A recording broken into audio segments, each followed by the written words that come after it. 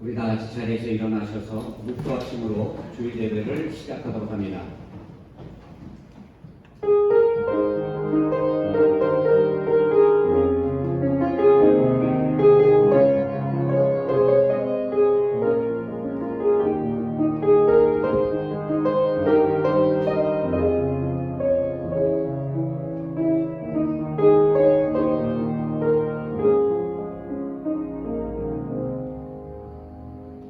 새 노래로 여호와께 찬송하라. 그는 기이한 일을 행하사 그의 오른손과 거룩한 팔로 자기를 위하여 구원을 베푸셨음이로다. 사랑과 은혜가 풍성하신 하나님, 오늘 성령 강림 주일에 저희들 주님 전에 부르시고 하나님의 성호를 높이며 예배하게 하시니 감사와 찬송과 영광을 올려드립니다. 이 예배에 함께하여 주시고 드려지는 이 예배를 통해서 하나님의 살아계심과 하나님의 영광을 나타내 주시옵소서. 오직 성삼위 일체께 영광 받으시길 바라오며 예수 그리스도의 이름으로 기원하옵나이다. 아멘. 우리 이 시간 다 같이 참여 사죄 시간을 갖습니다. 우리 한 주간 동안에 우리 안에 가지고 있는 여러 가지 죄악된 죄악과 허물이 우리 안에 있는지 돌아보고 회개하기를 원합니다. 하나님께 정결한 모습으로 나아가기를 원합니다. 우리 안에 가지고 있는 죄악이 있다면 하나님께 바라고 용서하는 귀하고 복된 역사가 이 시간 함께하기를 원합니다. 우리 다 같이 기도합니다. 하나님 감사합니다.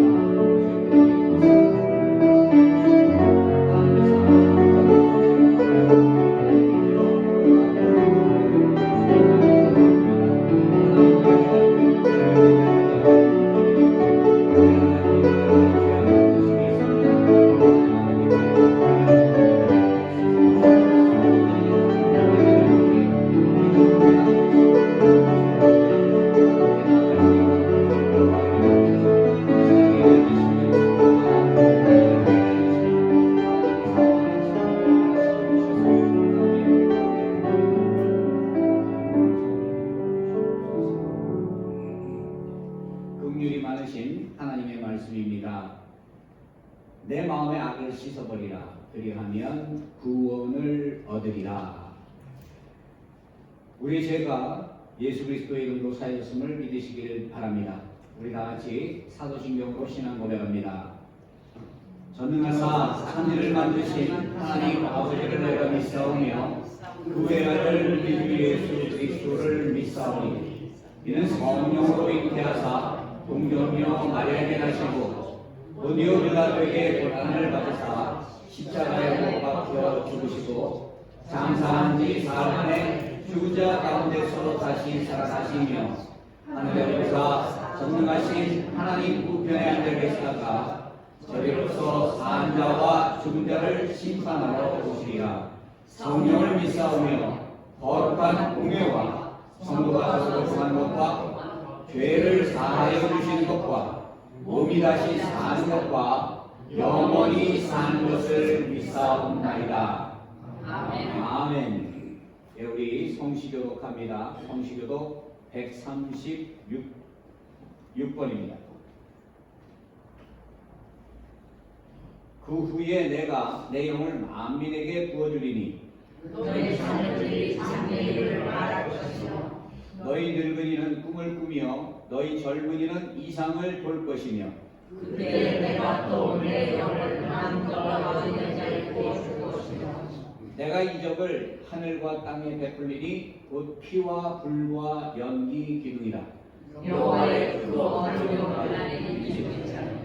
해가 어두워지고 달이 핏빛같이 변하려니와 누구든지 여호와의 이름을 붙잡은 자도 구원을 얻으리니 이는 나 여호와의 말대로 시온산과 예루살렘에서 피할 자가 있을 것이며 남자 중에 나의 이름을 부를 자가 있을 것임이니라.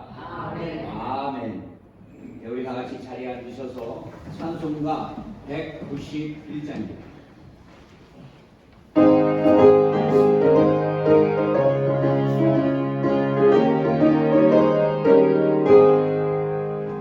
내가 매일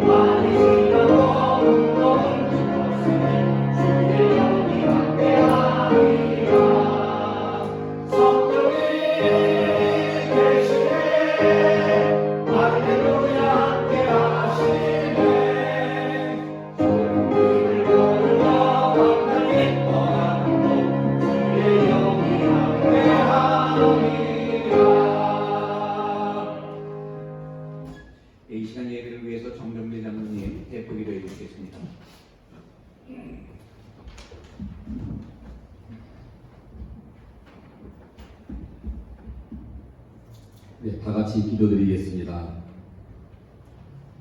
고난당하는 자를 변호하시고 궁핍한 자에게 정의를 베푸시는 주님, 또한 지치고 연약한 우리 영혼을 일으키시며 많은 근심으로 무거워진 우리들의 마음을 회복시키는 주님을 찬양합니다. 지난 한 주간도 저희들을 진리로 인도하셨지만 거짓된 왕후와 정직하지 못했던 저들의 삶을 이 시간 주님 전에 내놓습니다. 이 시간 우리들의 관심이 주님께만 집중되는 예배되게 하시옵소서. 2000년 전 마가의 다락방에 임하였던 성령을 저희들에게 부어주시고 그 성령의 역사가 이 예배 가운데 나타나게 하시옵소서. 우리들의 순종을 기뻐하시는 주님, 믿음으로 행동하고 말씀에 순종함으로 우리들의 삶이 변화되고 말이 앞서지 않고 먼저 행함으로 믿음의 지표를 드리는 실천 진행으로 변화시켜 주시옵소서. 사랑의 주님, 교회가 성령 안에서 하나 되게 하시네 감사합니다. 마음이 아플 때는 성령의 위로함이 서게 하시고 교만할 때는 겸손케 하시는 성령 앞에 멈추어지며 진리를 분별하지 못할 때는 총명을 주시어 세상을 분별하게 하시고 거친 마음을 부드럽게 하시는 성령으로 임하여 이 시간 말씀을 전하는 자나 듣는 자 모두 성령 안에 상하가 되어 주의 음성에 듣게 주옵소서. 우리는 다른 사람의 허물과 단점을 잘 보이지만 정작 자신의 연약함을 잘 보지도 못하는 저희들, 자신을 성찰하고 고백할 수 있는 용기 또한 주시옵고 스스로 관대한 저희들에게 주님의 말씀으로 겸용해 주시고 말씀을 전하신 주님의 종에게도 성령의 권능을 조립해 주시옵소서.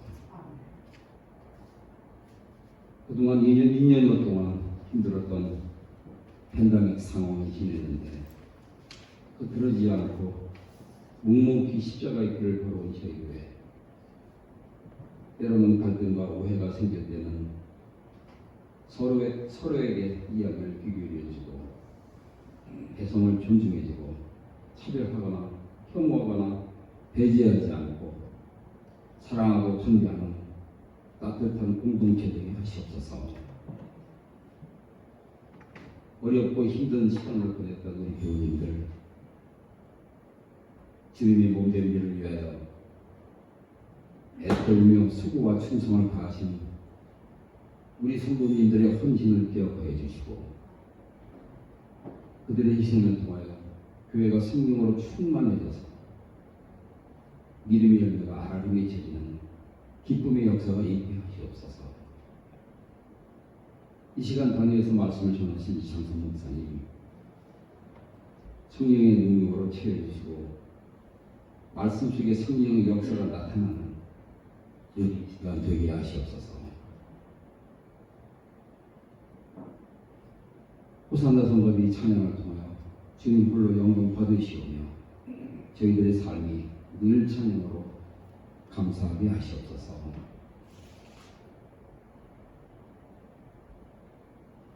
우리를 여기까지 도우신 에베네zer 주님, 지금도 항상 우리와 함께 하시는 임마누엘 주님, 우리 발길을 준비하시고 인도하신 여호와 이레의 주님, 이제 다시 시작하라고 명령하시는 우리 주 예수 그리스도의 이름으로 기도드리옵나이다. 아멘.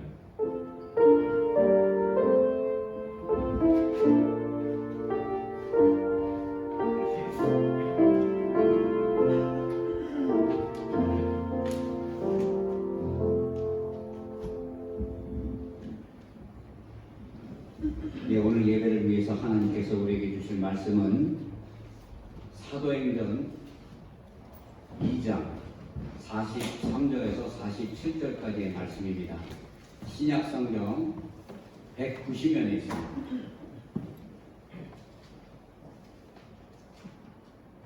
우리 성경 본문을 한 절씩 교독해서 읽도록 합니다. 제가 먼저 읽겠습니다.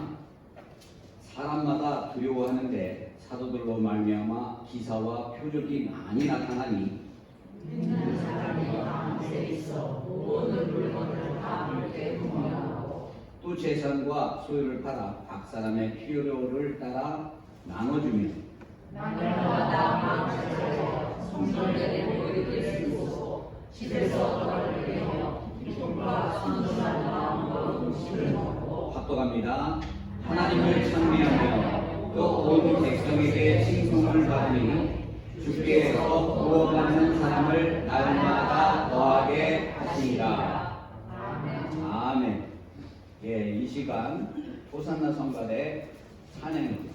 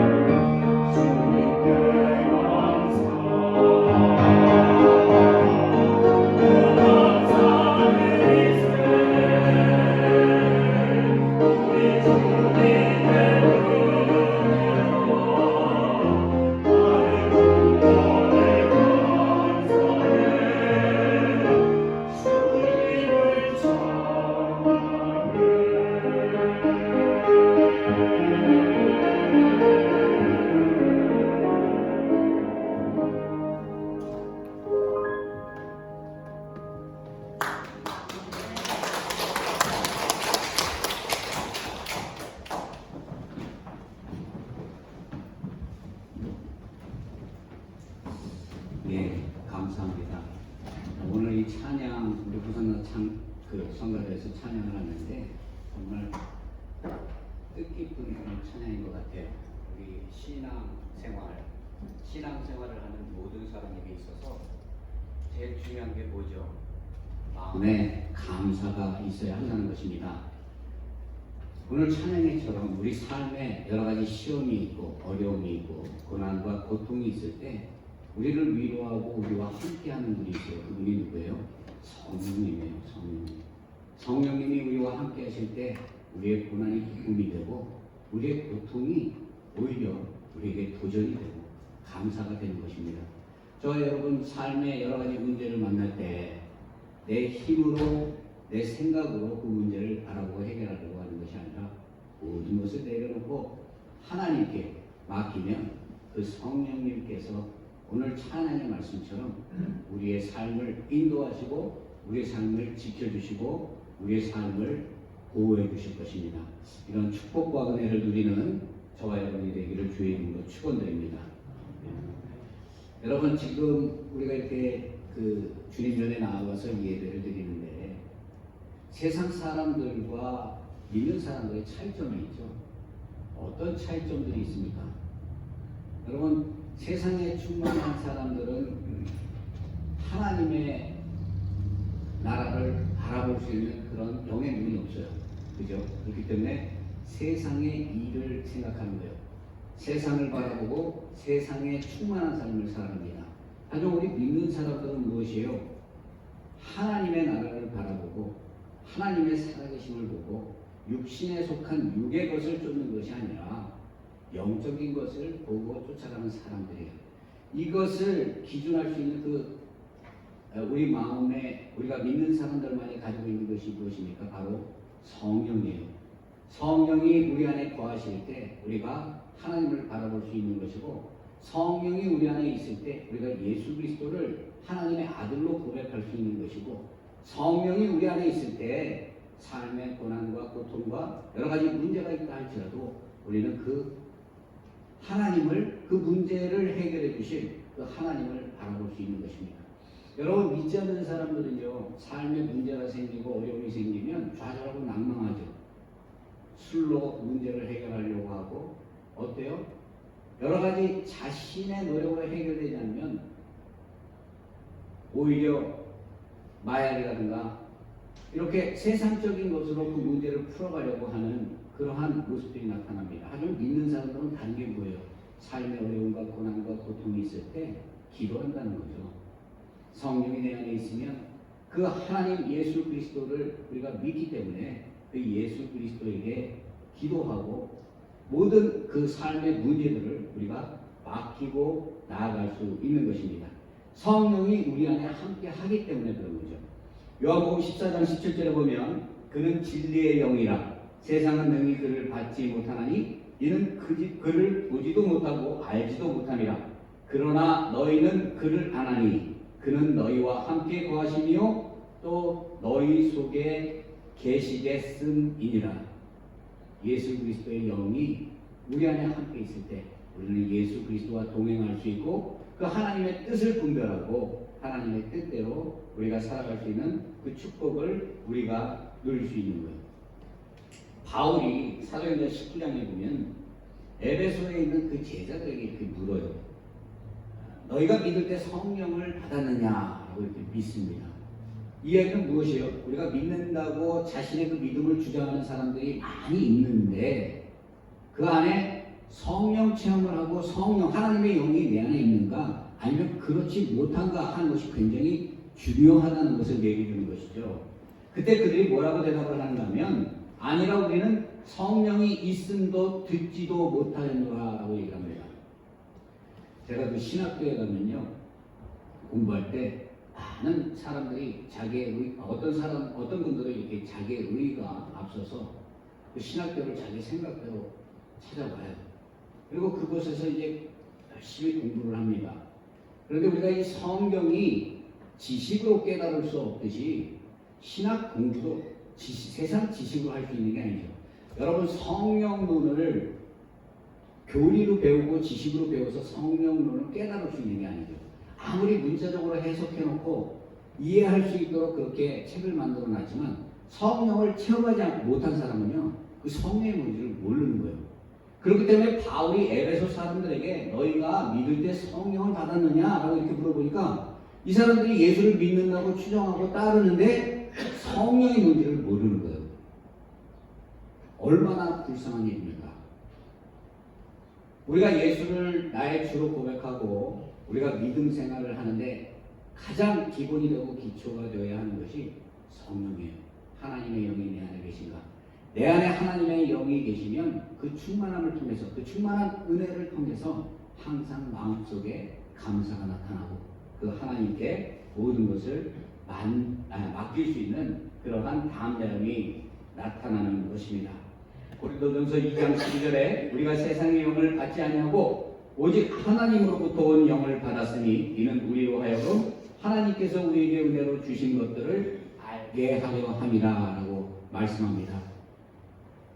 영적인 것은요, 성령을 통해서만 알 수 있는 거예요. 세상의 지식, 학식, 그 모든 것으로 깨달을 수 없습니다. 그렇기 때문에 우리가 성령을 통해서 감화 감동을 받고 매주 주일에 나와서 하나님과 함께 예배하고 찬양할 수 있는 것, 이것이 참된 축복이며 참된 은혜이고 우리 삶의 여러 가지 문제나 어려움이나 감당할 수 없는 그러한 일들을 우리가 만난다 할지라도 내 힘이 아니라 성령께 간구하고 기도할 때 하나님께서 넘치는 열매와 하나님의 그 뜻대로 그 모든 것을 해결해 주시리라 분명히 믿습니다. 이러한 축복이 저와 여러분의 삶에 함께 해야 할 것입니다. 성령이 함께하는 사람, 성령이 내 안에 내주하는 사람, 그러한 사람만이 예수를 나의 구주라고 고백할 수 있어요. 세상을 쫓는 것이 아니라 하나님의 말씀을 사모하고 하나님을 사모하는 마음으로 나와 하나님께 예배할 수 있는 것입니다. 2000년 전에 이 마가의 다락방에 이 성령의 충만함이 임했죠. 우리가 잘 알다시피 마가의 다락방에서 120문도가 함께 모여 기도하고 있을 때 왜 이들이 기도했어요? 예수님께서 십자가에 죽으신 것 그 부활 그 이후에 승천하시기 전에 그 제자들에게 누누이 말씀하셨다는 얘기죠. 너희는 내가 승천해서 하나님께 가고 보혜사 성령을 너에게 보내줄 것이다. 그렇기 때문에 너희는 이 갈릴리를 떠나지 말고 성령을 구하라. 성령을 간구하라. 때가 되면 하나님의 영이 너에게 임할 것이다 라고 이렇게 예수님께서 말씀하셨어요. 예루살렘을 떠나지 말고 내게서 들은 바 아버지께 약속하신 것을 기다리라. 그들이 예수님이 십자가에 못 박혔을 때 두려워 도망가기도 했고 예수님을 저주하기도 했고 예수님을 부인하기도 한 그런 나약한 모습이었지만 그래도 이 예수님의 말씀이 마음에 있었습니다. 간절히 모여서 그들이 한 마음이 되어서 기도하고 있을 때 성령의 기름 부음이 넘치도록 그들에게 채워졌습니다. 이렇게 성령의 충만함을 받게 되니까 비로소 믿는 자가 된 거예요. 너희가 믿을 때 성령을 받았느냐? 믿고 성령이 내주하지 않는 그런 모습이 아니라 성령의 내주함을 통해서 예수 그리스도를 나의 구주로 고백하는 참다운 성도의 모습으로 변화된 것입니다. 그것이 어떻게 증거로 나타납니까? 오늘 본문에 보게 되면 본문 앞전에 베드로가 지금 예수님을 십자가에 못 박아 죽였던 그러한 사내들인 공회뿐 아니라 유대인들을 향해서 담대하게 복음을 증거합니다. 베드로가 어때요? 우리가 잘 알다시피 예수님께 주는 그리스도시요 살아계신 하나님의 아들입니다. 정말 믿음을 더한 제자 같고 제자들 중에는 가장 머리가 되고 예수님을 다 버리더라도 자기는 예수님을 버리지 않겠다고 이렇게 자부하고 책임 있는 말을 했던 그였지만 예수님의 십자가 앞에서는 아주 작아질 수밖에 없는 그러한 베드로였어요. 베드로는 자신의 무능과 자신의 부족과 자신의 믿음 없음, 연약함을 예수님의 십자가 앞에서 깨닫게 되었죠. 그가 간절히 기도하고 예수님께서 그를 찾아가서 그를 용서하고 다시 품고 사랑을 나누는 어부가 될 수 있도록 사랑으로 품어주셨을 때 그리고 약속하신 성령이 그에게 임했을 때 이제는 두려워서 떠는 베드로의 모습이 아니라, 이제는 연약한 베드로의 모습이 아니라, 이제는 담대하게 자기의 생명까지도 아끼지 않고 예수 그리스도의 복음을 담대히 증거하는 베드로로 변한 거예요. 베드로가 많은 사람들 앞에서 뭐라고 얘기를 하냐면, 예수 그리스도가 하나님의 아들이다. 예수 그리스도가 구약에 약속된 메시아다. 그 예수 그리스도의 삶과 예수 그리스도의 십자가의 죽음과 부활, 승천에 대해서 그들에게 전하고 난 다음에 뭐라고 얘기를 하냐면, 거기 앉아있는 많은 유대인들에게 그런데 그런 주를 너희들이 십자가에 못 박아 죽였다라고 얘기하는 거예요. 여러분, 지금 그 앞에 앉아있는 사람들이 예수님을 십자가에 못 박아 죽인 사람들이에요. 베드로 하나 죽이는 것은 아무런 문제도 되지 않는 것입니다. 베드로가 지금 이 말을 함으로 인해서 그 자리에서 돌에 맞아 죽을 수도 있는 거예요. 그런데 베드로가 두려워서 숨고 예수님을 저주하고 배반했던 베드로가 마음의 변화를 일으켜서 담대하게 복음을 전할 수 있는 그 이유가 무엇이에요? 하나님의 성령이 임했기 때문이에요. 하나님의 영이 임했기 때문에 이전에 베드로가 담대한 베드로, 예수 그리스도를 위해서 생명까지도 죽음까지도 두려워하지 않는 그러한 모습의 정말 사도로서의 베드로의 그 모습을 나타내는 것입니다. 이렇게 담대하게 성령의 충만함을 입어서 복음을 증거했을 때 복음의 역사가 일어났어요. 어떻게 일어났습니까? 그 말씀을 듣던 유대인들이 베드로를 예수님과 같이 돌로 쳐 죽이고 십자가에 매달으려고 하는 것이 아니라 그들 마음속에 찔림이 일어났다. 여러분, 하나님의 말씀 어때요? 살았고 운동력이 있어 좌우의 날선 어떤 검보다 예리하여 우리의 영과 혼과 관절과 골수를 찔러 쪼개기까지 한다. 우리가 가지고 있는 여러 가지 죄악된 모습들, 우리가 해결할 수 없는 그 문제들을 성령이 임하면 그것을 다 해고하고 분해하고 수술한다는 거예요. 우리의 영과 골수까지 찔러 쪼개는 역사가 나타나는 거예요. 그러니 예수를 십자가에 못 박기 위해서 저주의 소리를 퍼부었던 그 유대인들이 어떻게 합니까? 마음의 찔림을 얻고 그들이 회개하고 눈물로 통회하며 자백하며 하나님께 돌아서는 회개의 역사가 나타나는 것을 우리가 알 수 있습니다. 베드로의 담대한 설교를 듣고 하루에 3,000명이 변화되었다. 성령이 임하니까요, 제일 먼저 성령이 임해서 사도행전 2장에 보게 되면 믿는 사람들이 막 방언을 하고 그런 게 나타났지만 제일 먼저 성령을 통해서 이루어진 역사는요, 회개하고 돌이킨 영혼들이 하나님의 교회, 성령의 공동체를 세운 것이에요. 성령을 통해서 하나님의 교회는 세워져야 한다는 얘기죠. 성령을 통해서 공동체는 세워져야 한다는 얘기예요. 인간의 힘과 인간의 능과 우리의 계획이 아니라 하나님의 계획 속에, 하나님의 능력 속에, 하나님의 뜻 속에 교회가 세워져야 한다는 것입니다.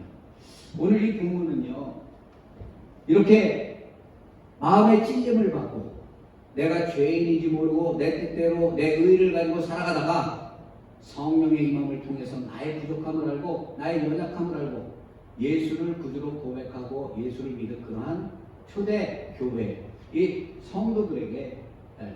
성도들의 삶의 모습을 오늘 본문에서 얘기를 해주고 있습니다. 오늘 보면 43절 이전에 42절을 먼저 보면 그들이 사도의 가르침을 받아 서로 교제하고 떡을 떼며 오로지 기도하기를 힘쓰느니라 라고 얘기하죠. 여러분, 지금 교회에서 해야 될 가장 중요한 것들을 많이 얘기하고 있어요. 여기 무엇이 얘기합니까? 첫 번째, 사도들의 가르침이 있어야 된다. 그리고 성도 간의 교제가 있어야 된다. 떡을 뗀다는 거 하나님을 찬미하는 거죠. 예수 그리스도를 기억하는 겁니다. 그리고 기도하기를 힘썼다. 교회가 해야 할 일들이에요. 교회는 하나님의 말씀을 기초로 해서 세워져야 합니다.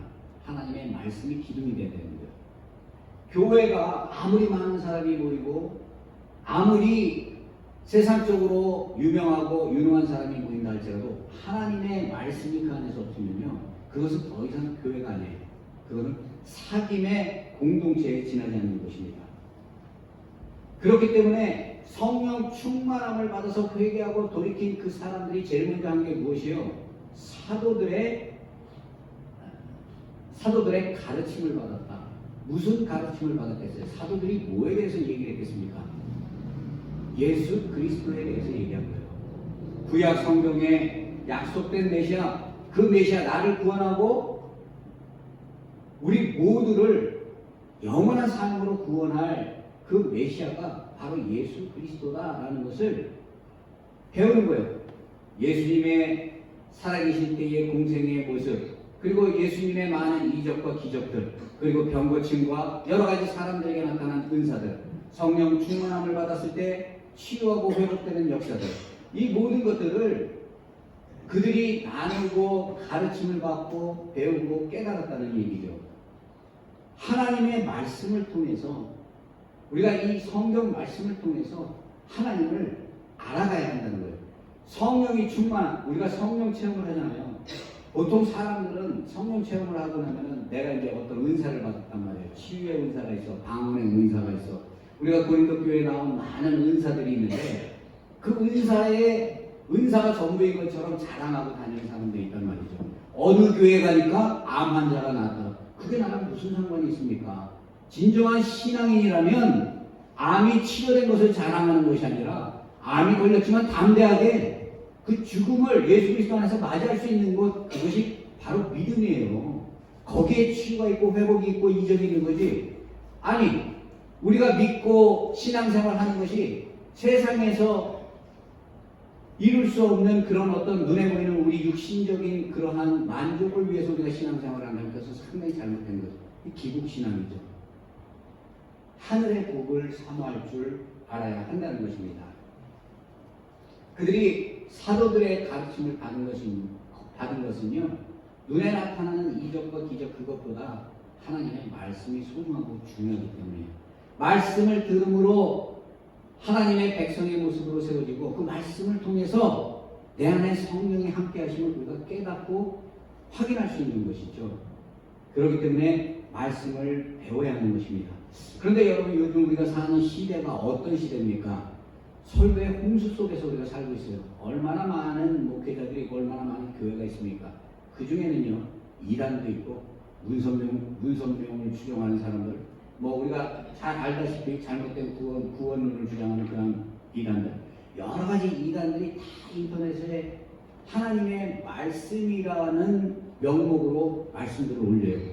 그런데 일반 성도들은 그것을 분별할 수 있는 눈이 없단 말이에요. 그러니까 인터넷에서 듣는 그 말씀이 은혜인 것 같은데 교역자가 볼 때는 이단 사설을 보고 와서 그것을 하나님의 말씀이라고 막 주장한다는 얘기죠.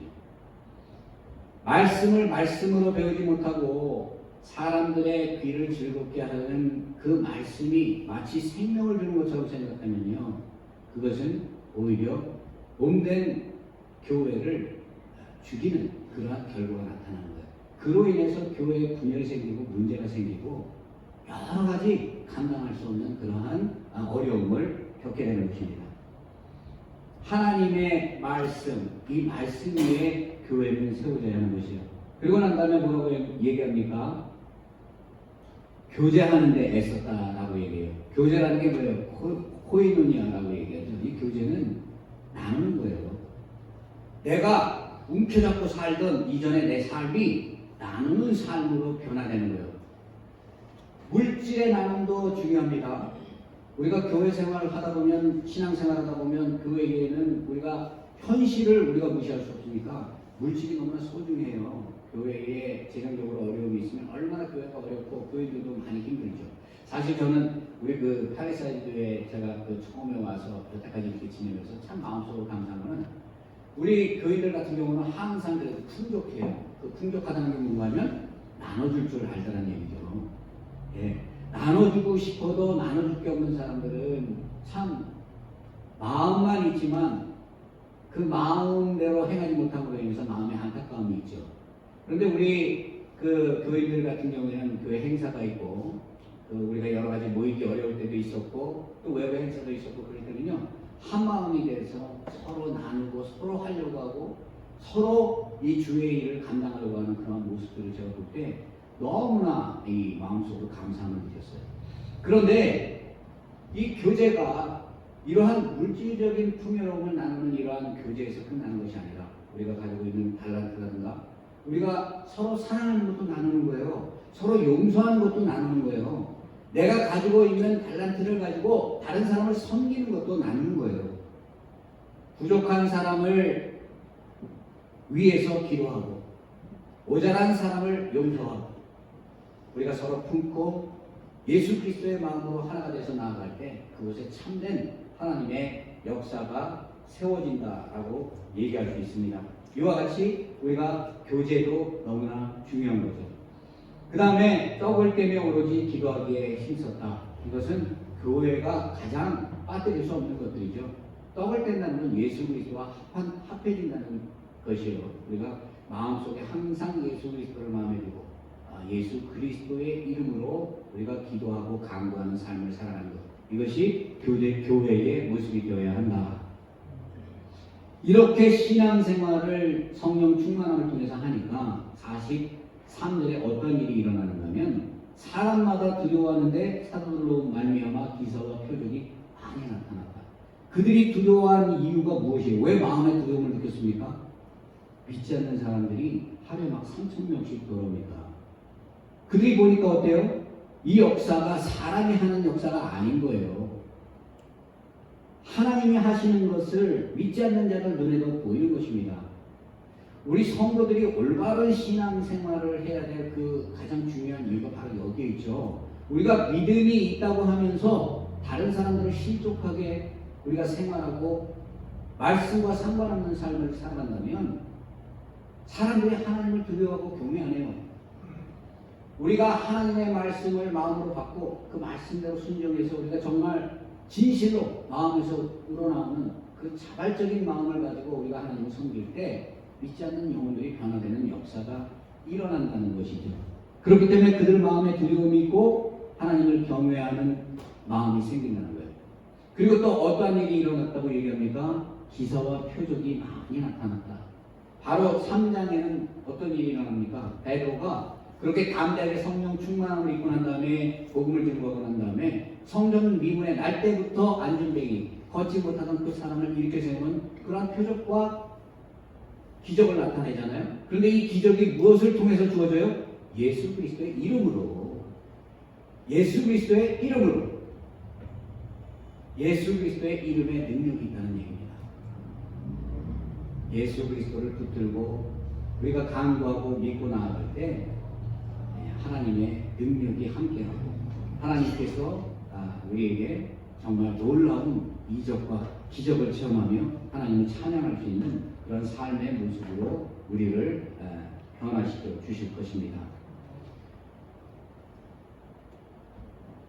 우리가 신앙생활 하는데 교제가 필요합니다. 서로가 서로를 위하고 서로의 상황을 살피고 서로의 소유를 팔아 각 사람의 필요를 채워주고 선교와 전도와 구제와 이 모든 것들이 이러한 것들을 필요로 하죠. 우리가 기도하면서 마음의 필요를 우리가 느낄 때 이러한 영혼을 살리는데 우리의 귀한 모든 재물과 우리의 달란트들 우리가 가지고 있는 그러한 영적인 것들 그리고 능한 것들 이런 것들을 사용하는 저와 여러분이 되어야 할 것이에요.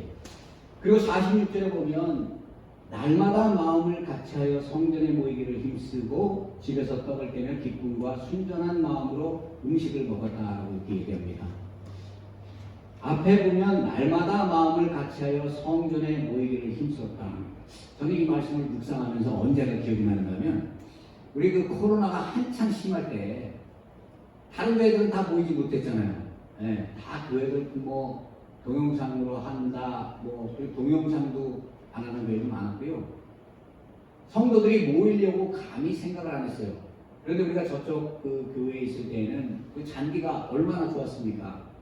거기서 저는 참 이렇게 이 말씀을 기억하면서 코로나로 사람들이 두려워하고 몸을 움츠릴 때 우리 교인들은 그런 와중에도 열악한 상황에서도 모이기를 힘썼다는 얘기죠.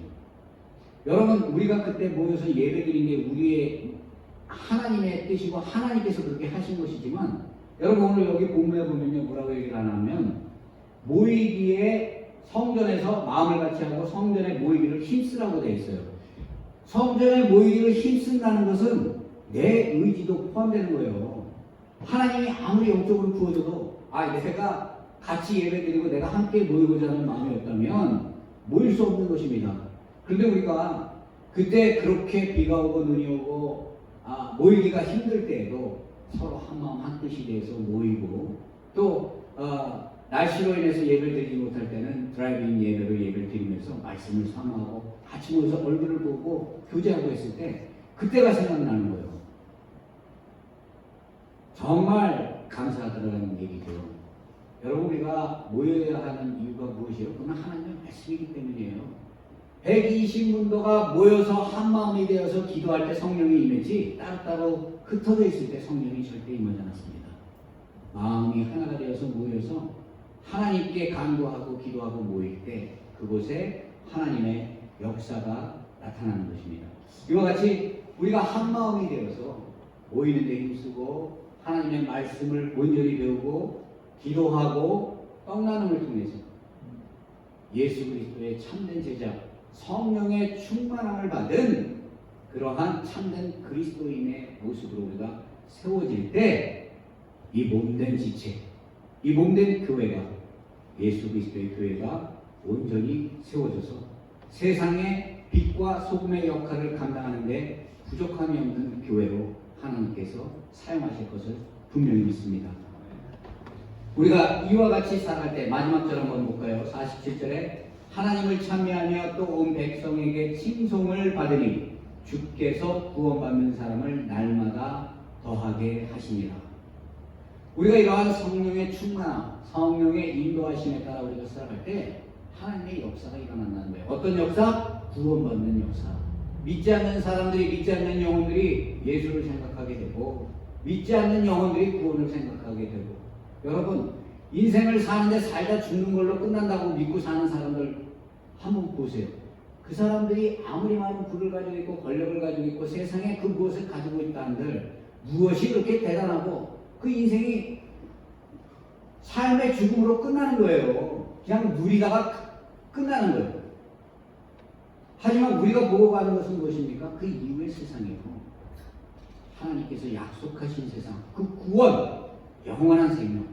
내가 살고 죽는 것으로 삶이 끝나는 것이 아니라 내가 믿어왔고 내가 울부짖었고 내가 간절히 소망했던 그 모든 하나님의 나라의 역사가 이 세상뿐 아니라 내가 하나님을 대할 때, 하나님을 얼굴로 대할 때 그것이 우리 눈에 펼쳐지는 귀하고 복된 역사가 분명히 주어질 것을 오늘 본문에서 말씀하고 있는 것입니다. 여러분, 하나님을 우리가 믿고 하나님을 의지하고 우리가 감사하고 하나님께서 우리의 삶의 어려움과 고통 중에 언제나 함께 하실 것을 믿고 나아가길 원합니다.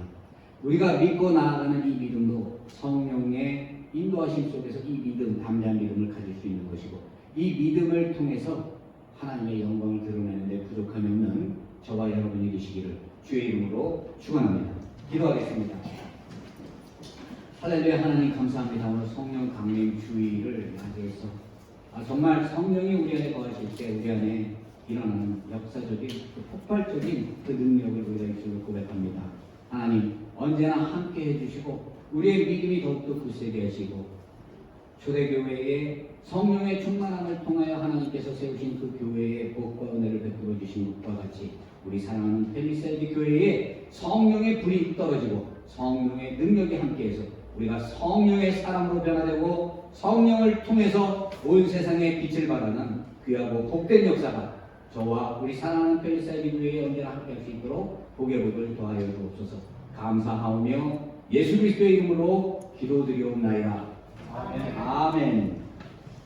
네, 이 시간 우리 다 같이 봉헌합니다. 오늘 특별 헌금 특송으로 우리 강용광, 노영한 테너 두 분 형제님께서 선배해 주십니다.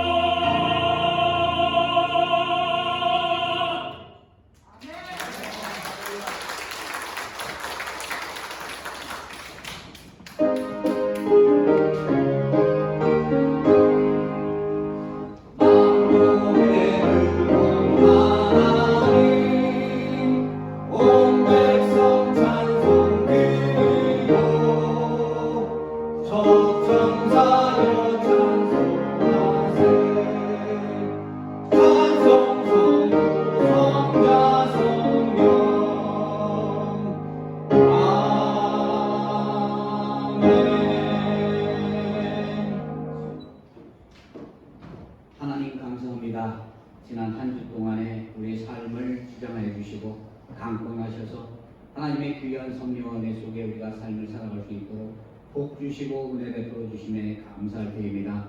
오늘 감사하는 마음으로 각종 모양의 예물을 준비해 나왔습니다. 이 예물이 하나님의 나라와 하나님의 영광을 위해서 귀하게 사용되게 하시고 이 예물을 바친 손길마다 하나님 기억하시고 복 주셔서 모든 바라고 소망하는 것들이 이루어지고 세상 속에 형통함을 통하여 하나님의 영광을 나타내는데 부족함이 없도록 심령마다 부어지는 은혜가 넘쳐나게 하여 주옵소서. 하나님께서 채우시고 복 주실 것을 믿습니다. 이 모든 말씀 우리 주 예수 그리스도의 이름으로 기도드리옵나이다. 아멘.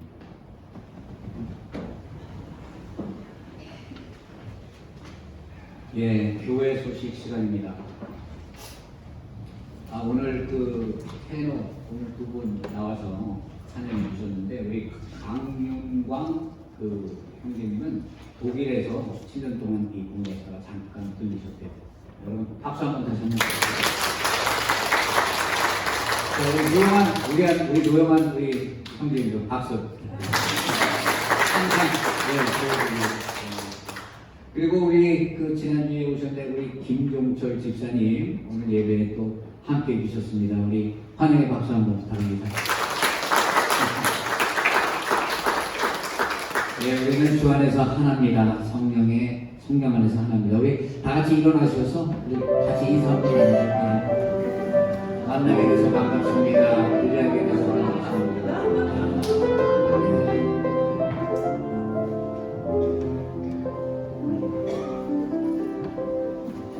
예, 우리 찬송가 182장입니다. 182장 찬송하고 축도함으로 오늘 예배를 마칩니다.